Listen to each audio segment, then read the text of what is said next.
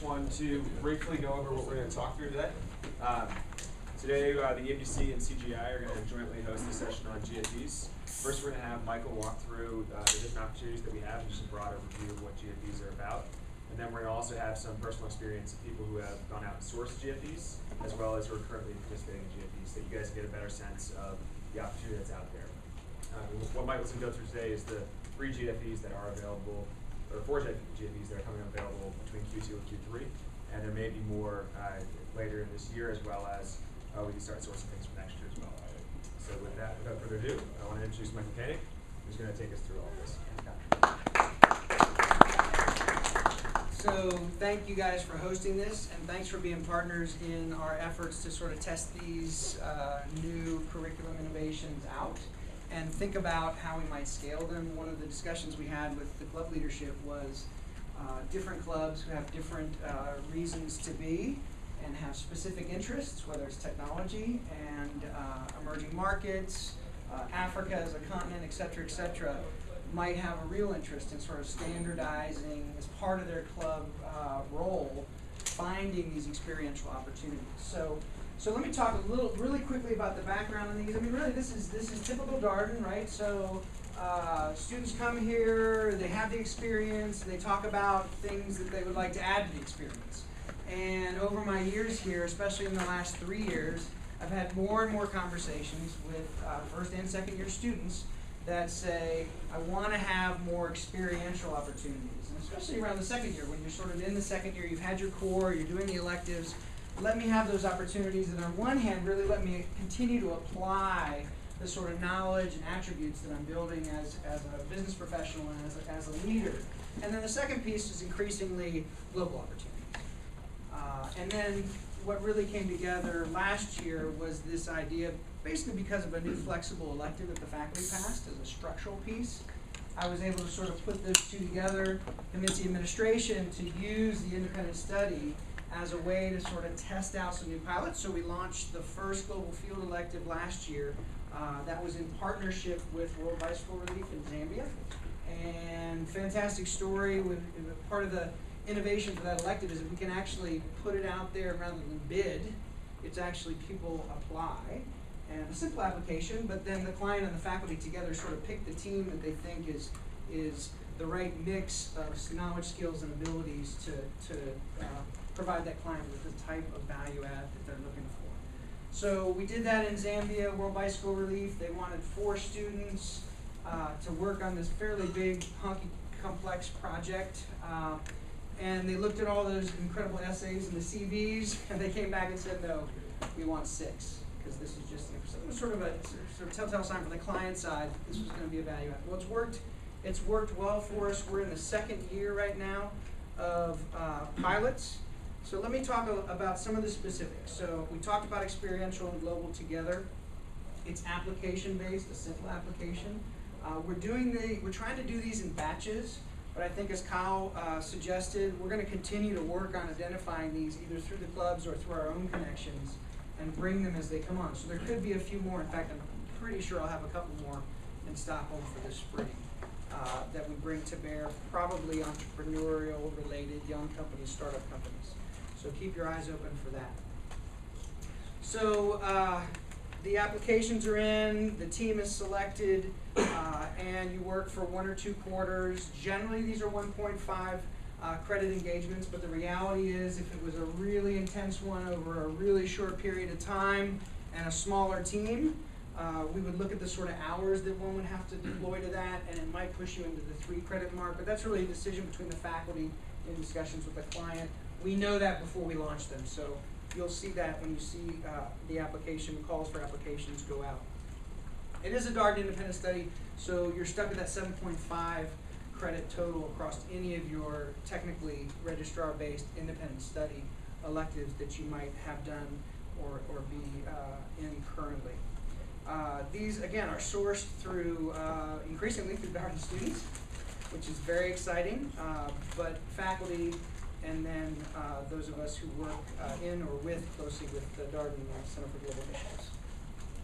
The scoping and the management on an administrative level right now for the global field electives is happening in DCGI. And as I said, these are pilots. The second year pilot, we set some money aside to support these, but what we're really trying to figure out is on the one side, is there demand to scale these? That's the student question, right? So we're trying to make sure we stay very close to students who are finishing these up. Was it a valuable experience for you personally? Did it help you with a story that helped you get the job? The kinds of things that might be very powerful. And on the other side, what does it take fiscally, from a school perspective, to support these, and very importantly, administratively, to manage these things? So if we're going to scale up the sourcing, the management, there's a faculty resource. There has to be a faculty assigned to each of these to sort of assess the deliverables so we can give those credit. So those are some of the things on our mind. So GFE process.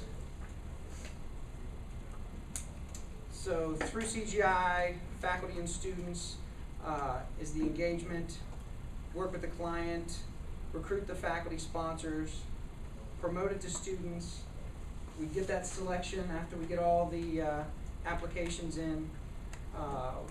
Really, we do as much scoping as we can on the front end, but the first engagement that team is going to have with that client is to really work to scope down exactly what are they looking for, get those questions answered, what do the deliverables look like, look at the timing.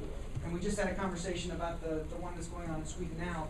The travel is frankly part of that negotiation too. When are the students able to travel, what are those windows, and how does that work with the client? So we can talk a little bit more about the practical issues related to that, but we are attempting for all of these to get the students on site in that location for the company and the global location. And you guys delivered the solution. The faculty member looks at those deliverables and has been working with you throughout the program, provides a grade as a second year class, independent study. So examples, we talked about Zambia. Another one we ran last spring was fully sponsored by the World Bank through some of the work I do there, and we sent 2 students to Lagos, Nigeria.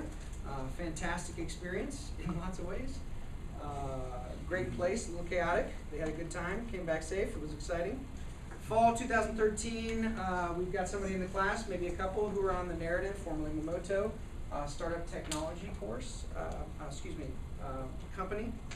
And they are a true startup. We met with them a couple weeks ago. They are in the second floor, equivalent of a brownstone, about 25 young engineers, etc., packed in there working. It was pretty cool. And a little bit about one of the 4 that we're currently taking applications for now. That is going to be in Indonesia. That is literally a photo of the plant. So you will be, if you choose to go, and this is sponsored by one of our very senior supportive alumni, who's a huge businessman across Indonesia. So this one is truly sponsored, but you're going to be out in Indonesia. It's a really cool location, but it's out there. This is a cross-functional team that they want, A&J.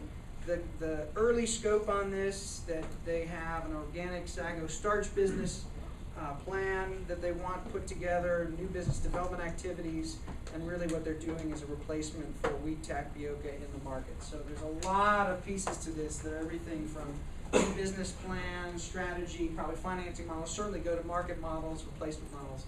A lot of fascinating general management issues, in addition to some opportunities to get to a part of the world that most of us won't get to in our lifetimes any other way. So a little bit about what's going on right now with the current ones. There are a number of fall ones that are already filled and are underway, but the spring ones just got launched. Indonesia, Dennis Yang's our faculty. For the GFE in Turkey, Paul Ferris.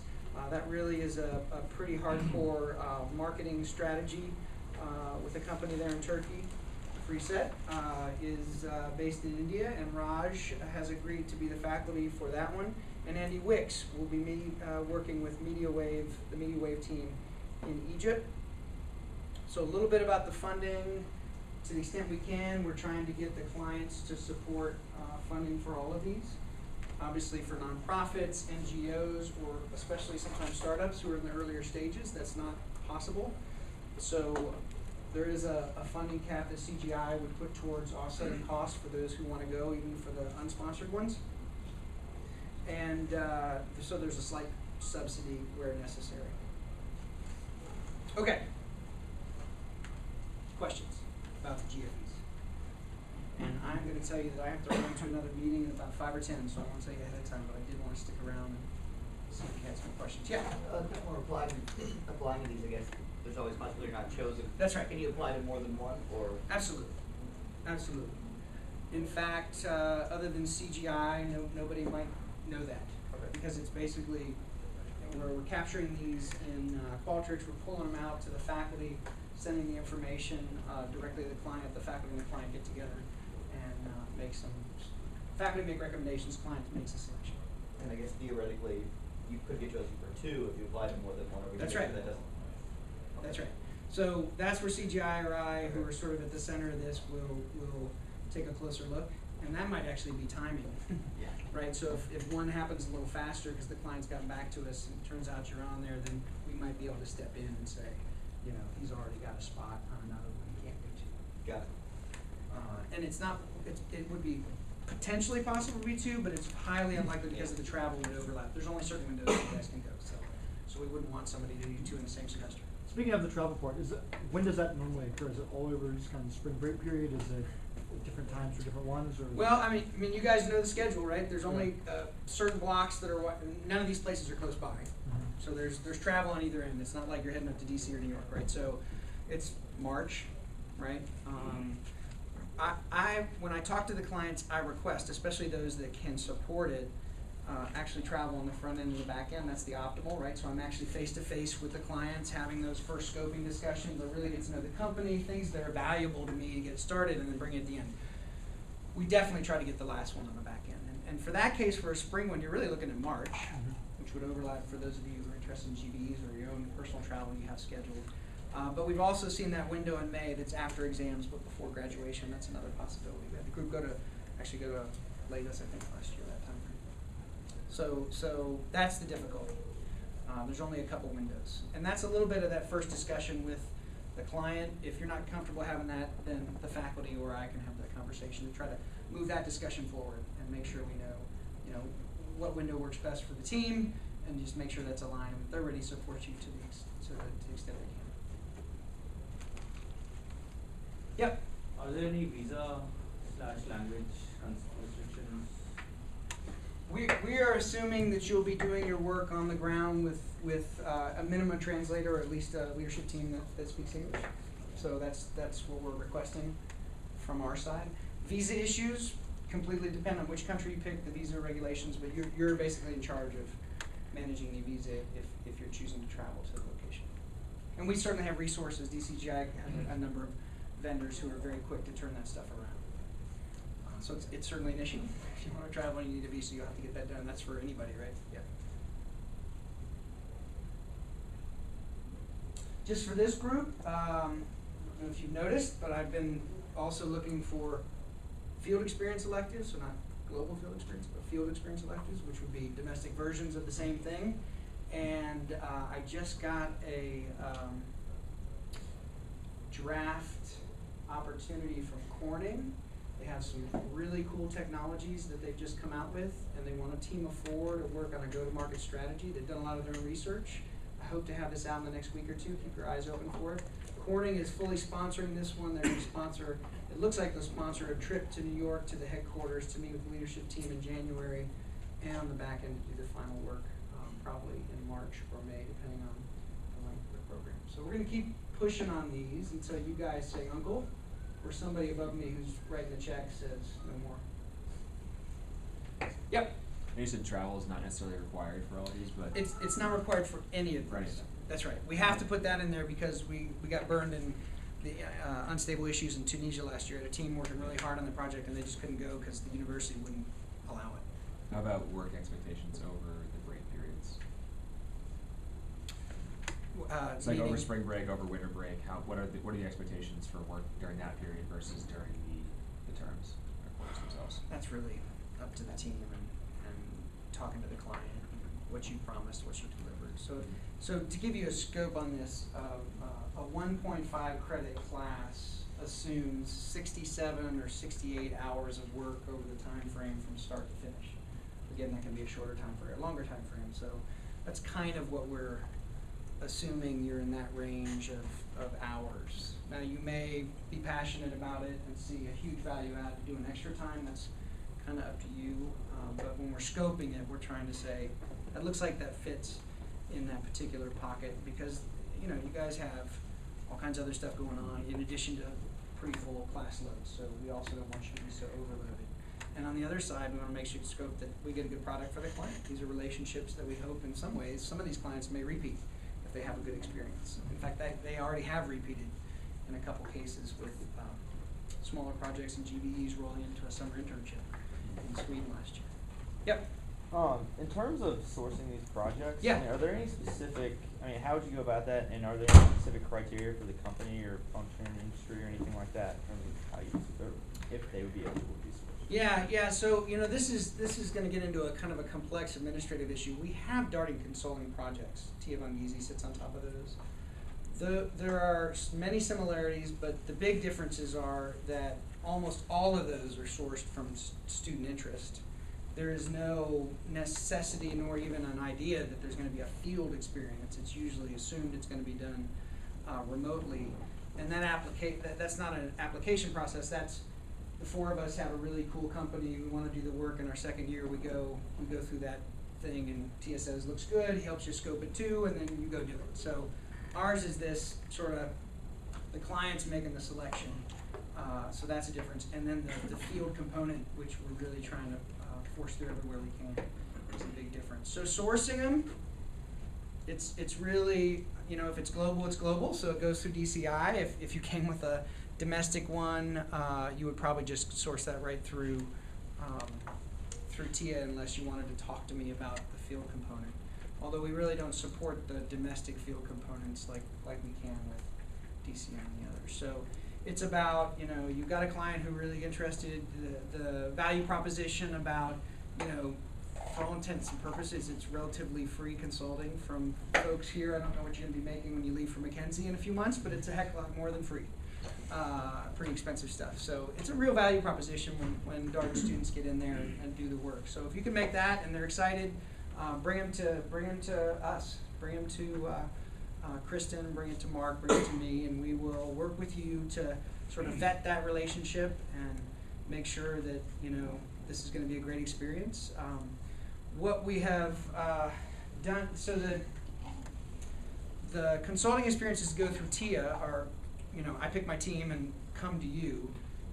If you as a club are sort of making part of your club responsibilities, which is could be part of what we second year clubs do or the clubs do, as part of that, you're bringing these forward.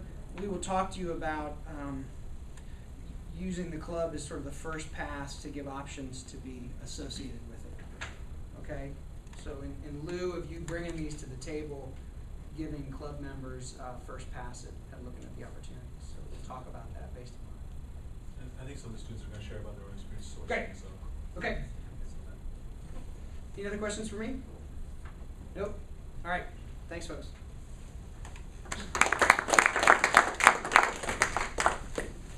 Chris, you want to Yeah. just head up there? So actually, this is a really good segue.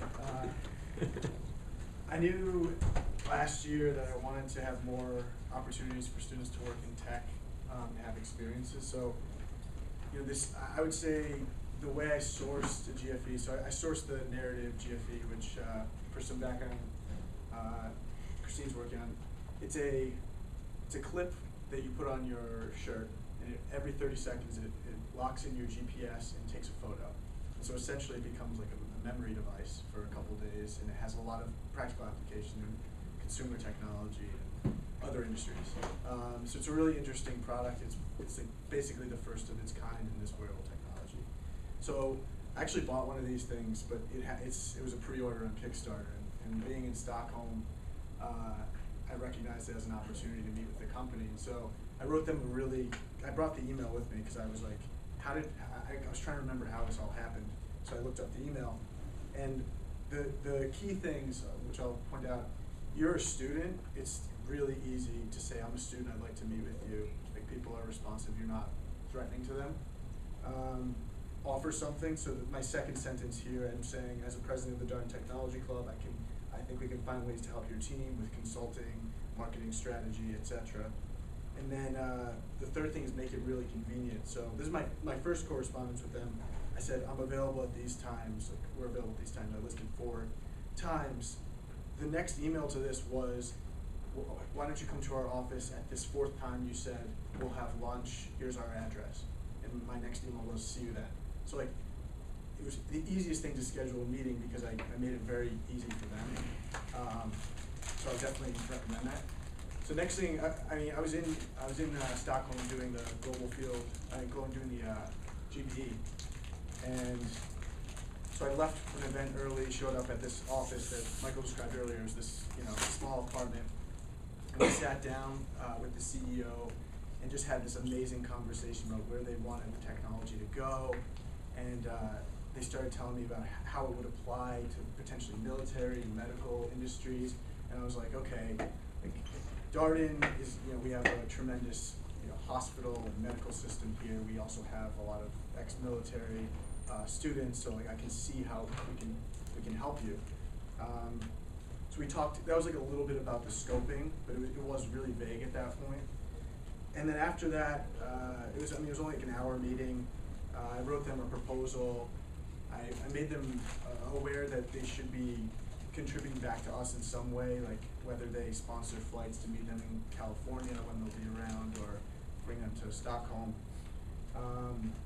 We had 27 applicants I think about 20 applicants to this project, so it was kind of a testament that, more projects like this would be a good thing for Darden.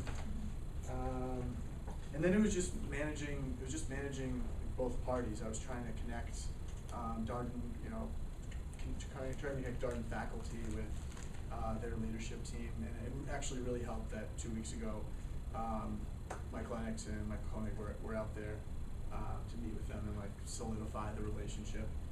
And yeah, after that one was sourced, another opportunity came up with a San Francisco-based startup, and so we did, just follow the same sort of procedure with them. And so now there are 2 consulting opportunities that we're doing with the Tech Club. I think it's really cool because the opportunities to work on products, especially high-tech products where you need engineering talent, are relatively few and far between right now at Darden. I think these are some of those unique opportunities for that. Yeah, so I can take any questions. If that's One or two questions. yeah, or About sourcing GFE. we can just transition to Darden, Yeah. So Darden, he's gonna talk a little bit about the experience of being in a GFE, what it looks like. Hi everyone. So I'm working on a GFE based in the Silicon Valley. It's basically a company that's creating a product, and we want to test that product in the Darden student community. We think it's a great market because it's a collaboration tool. So we're doing something called a learning launch, which is a series of focus groups and understanding requirements about the product. I'm not allowed to talk too much about it. We have signed NDAs, so I'll have to be a little vague. But basically understand what kind of products you guys like to use and what's missing from the product they are making, and how would we launch it on a larger level, then measure stickiness, measure user retention, how many new users are joining in. So it's a lot of understanding the customer and understanding the product. So it's really great because you work over the quarter. There's a lot of interaction with the folks who we're working with. A company that's a startup, very well-funded startup in Silicon Valley. There's an opportunity to travel towards the end to present our findings. She's very supportive and always available. We have not had any issues with availability.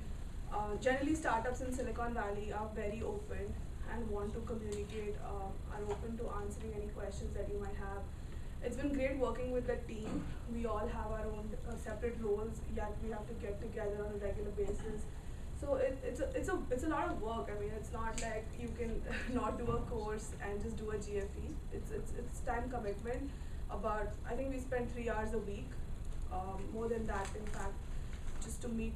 We conducted a couple of interviews this week with club leaders to see how they communicate with their club members and their VPs, and now we'll be meeting to integrate that information and pass it on to the CEO back in California. So if you have any questions, email me, ask me now. I have to leave at 2, but ask me now if you have any questions.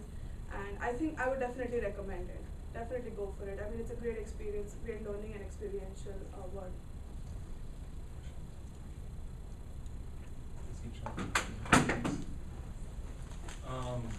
Yeah, so maybe there, as Michael mentioned, there's 4 GFEs, and we want to use a little bit of time just to talk about the ones that are currently being offered to second-year students. So I'll introduce the one in India, and then Tom is going to talk really briefly about. He actually went to the beautiful place in Indonesia, so he'll talk a little bit about the company, and then with that we'll close with some Q&A or that. But so the one that there's 4 of them. The one I'm looking at is worked on is in India. It's the company called FreeSet. Some of you might be familiar with it. But just to tell you about the business, I figured I'd show you guys a quick video so you know who that opportunity is with.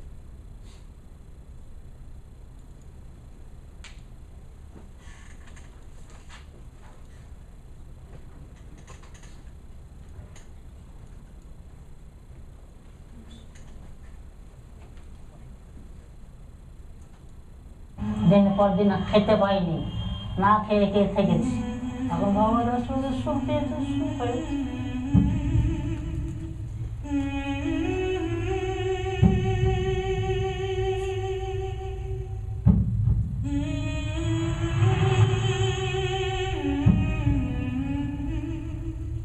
প্রথম তো আমার মা অনেক কষ্ট করেছে আমাদের জন্য বলি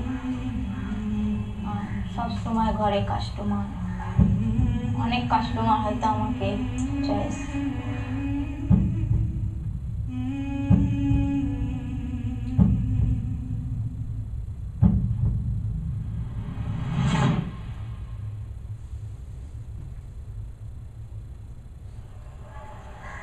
The reality of starting a business here is not about having a great idea. It's about getting to know your community and understanding who's here. And this community is about women trapped in the sex trade. And if that's the job, the trade they're in now, then what can they do that will actually give them alternatives to selling their bodies?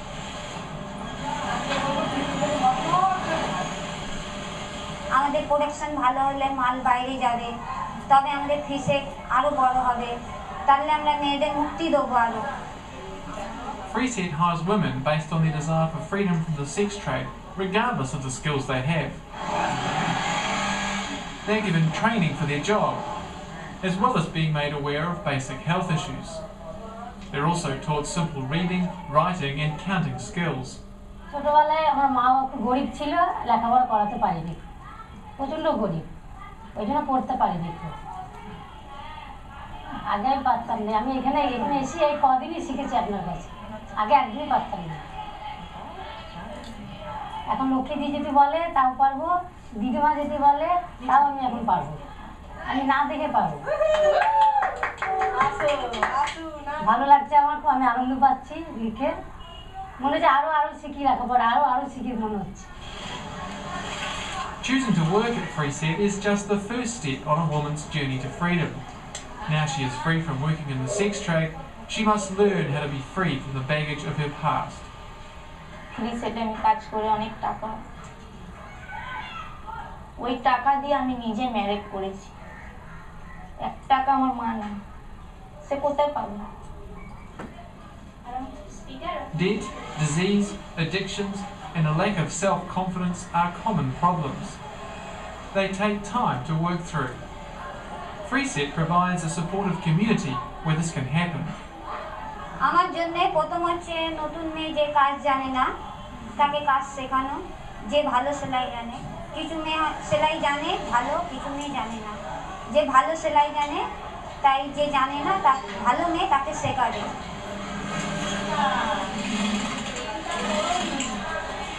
আমার খুব ভয় লাগছিল bag করতে bag সেরকম পারতাম না ক্যারিরা 10 দিনের time দিয়েছিল ব্যাগের জন্য ব্যাগ হতো না তাই কিরণ দিয়ে এসেছিল ও আমাকে ব্যাগ শিখিয়েছিল কাজ করছি খাচ্ছি তারপরে মায়নাতে আমার ছেলেকেও মানুষ করছি আমার ছেলেকেও খাওয়াচ্ছি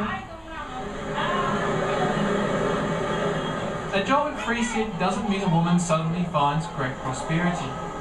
It means she can earn a livable income from a job with dignity. If she has small children, they can be cared for at Free Sit's in-house nursery. For many, working at Free Sit means they can afford small... I'll stop you here just because of time. But the reason I wanted to show you that is in case you're applying for that option, you just to know a little bit about the company and some of the opportunities there. So that's just one of them. I'll just the project itself is going to be over 6 months, starting today and delivering by into March. And it's going to be working on a marketing project, working on helping them export more goods within the U.S. in a long-term strategy, as well as helping them manage product mix in terms of how do they allocate making bags versus t-shirts and just increasing profitability. So there is a business problem there, but I wanted to show this video because if you're applying, there's also a social problem that you have to deal with. One of the questions that when I talk to the company, they ask me is, well, there's certain bags we sell that aren't very profitable, but only certain women can make them. So if we stop selling that bag, we'll have to let this woman go, and that defeats the point. So there's, I think for me that the reason this GFE is interesting is not just about increasing profitability, it's also about dealing with this very tricky social issue. So hope that's interesting. You can pick up all the applications here, and the deadline is next Monday. I think one thing that Michael did mention is we want to develop ongoing relationships. Some of you are first years here. Hopefully some of these companies, as we build relationships, we can do future projects with, as well as source new opportunities. I'll talk a little bit about individual. Do you want to bring up the slide picture? Yeah.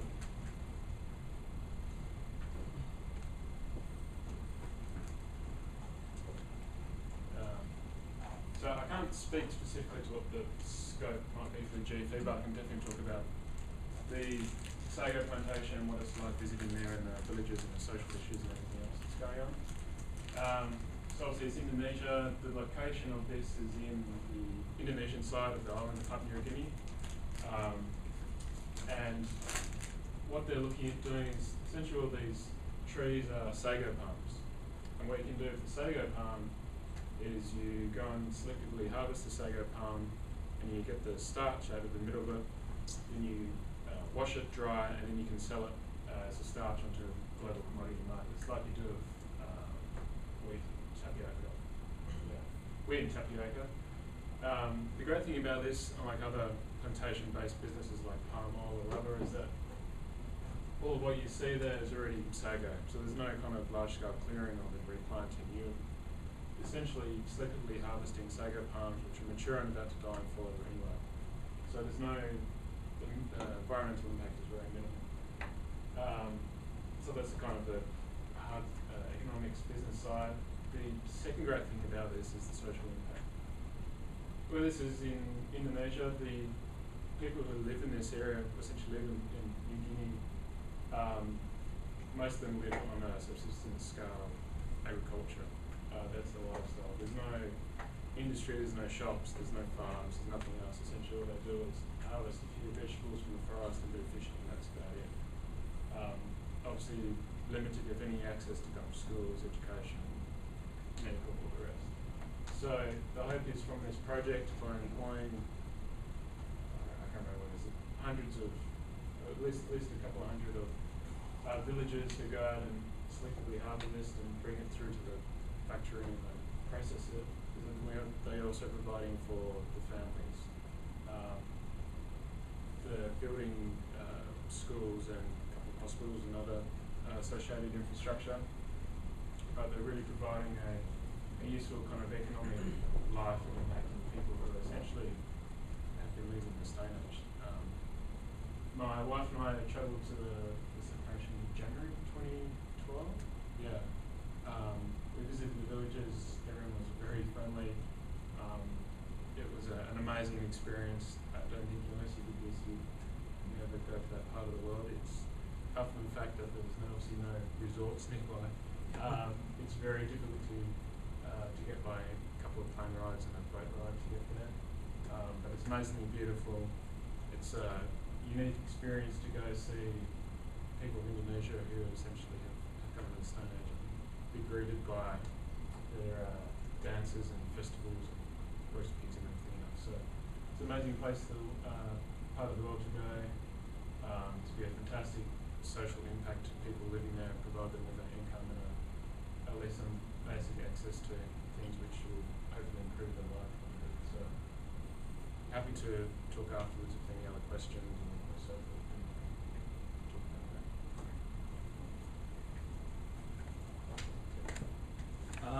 Cool. I think that was it. Do let us know if you have any questions. If you are interested in sourcing a GFE, I know both DTC and EMDC have been very involved in this, so depending on what your interests are, do reach out to me or Andrew, and we'll try to help you where possible. If you have any questions, I know Mike is very, very available and happy to meet with students, so I'm sure he'd love to meet with you. And then if you have any questions about specifically the India GFE, talk to me. I help source that one. Cool. Grab some more food. We were paid for that table, so do eat everything there. Thanks, guys.